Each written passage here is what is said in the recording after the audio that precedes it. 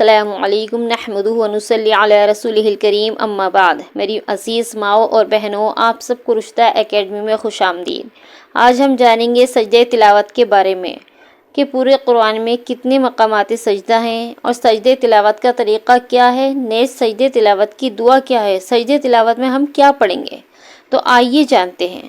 قرآن پاک میں 14 آیات ایسی ہیں کہ ان کی تلاوت کرنے سے سجدہ واجب ہو جاتا ہے، اور اگر ان کی تلاوت ہم سن لیں تو سننے سے بھی ہمارے اوپر سجدہ واجب ہو جاتا ہے۔ اگر کوئی ان آیات کو زور سے پڑھ رہا ہے اور ہم نے ان کو سن لیا تو تب بھی ہمارے اوپر سجدہ واجب ہو جائے گا۔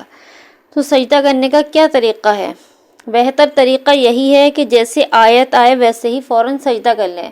جیسے ہم تلاوت کر رہے ہیں، تلاوت کرتے میں کوئی آیت سجدہ آئی تو ہمیں فوراً ہی قرآن شریف علیحدہ رکھیں اور فوراً پہلے سجدہ کر لیں۔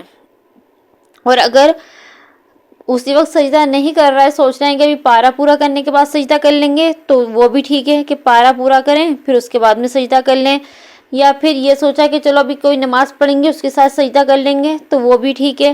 مگر ایسا نہیں کریں کہ سجدے کو ٹالتے رہیں کہ آج کر لیں گے کل کر لیں گے۔ ایسے کرتے کرتے بعض لوگ کیا کرتے ہیں، سالوں کے لیے سجدے کو ٹال دیتے ہیں، تو یہ غلط ہے، مکروہ ہے۔ یہ سجدے کا بہتر طریقہ یہی ہے کہ ہم پہلے سیدھے کھڑے ہو جائیں، کھڑے ہو کر اللہ اکبر کہیں۔ اللہ اکبر جب ہم کہیں گے تو ہمیں ہاتھوں کو نہیں اٹھانا ہے، بنا ہاتھ اٹھائے ہمیں تکبیر کہنی ہے، پھر ہم سجدے میں جائیں گے 3 مرتبہ 5 مرتبہ 7 مرتبہ۔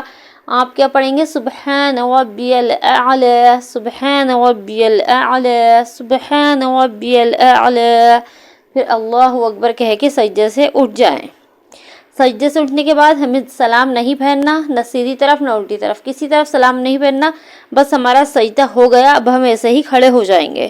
دوسرا سجدہ کرنا ہو تو دوسرا سجدہ، پھر اللہ اکبر کہہ کے پھر دوسرا سجدہ کر لیں گے، لیکن ہمیں سلام نہیں پھیرنا اور ہاتھ نہیں اٹھانے۔ پورے قرآن میں 14 سجدے ہیں، اور اگر 14 سجدے ہم ایک ساتھ کر رہے ہیں، پورا قرآن مکمل کر لیا پھر 14 سجدے ایک ساتھ کر لیے، تب بھی اس میں کوئی حرج نہیں ہے، مگر بس زیادہ لمبے ٹائم کے لیے سجدوں کو ٹالے نہیں، سجدہ کر لیں۔ دوسری بات یہ کہ سجدے میں ایک دعا بھی نبی کریم صلی اللہ علیہ وسلم سے پڑھنا ثابت ہے، اگر وہ دعا یاد ہو تو پھر وہ دعا پڑھ لیا کریں اور زیادہ بہتر ہے۔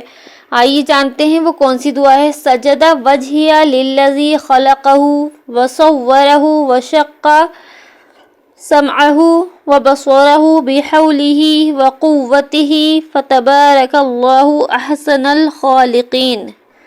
احسن الخالقین کیا دعا ہے؟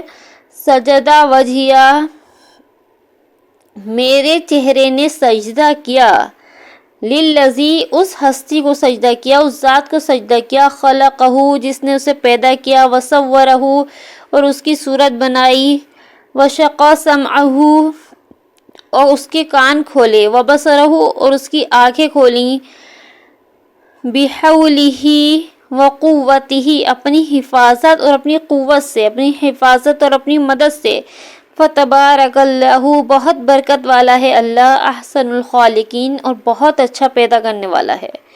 اگر یہ دعا یاد ہو تو یہ دعا پڑھ لیا کریں، اور اگر یہ دعا یاد نہیں ہے، صرف ہم سبحان ربی الاعلی پڑھ رہے ہیں، تب بھی ہمارا سجدہ ادا ہو جائے گا۔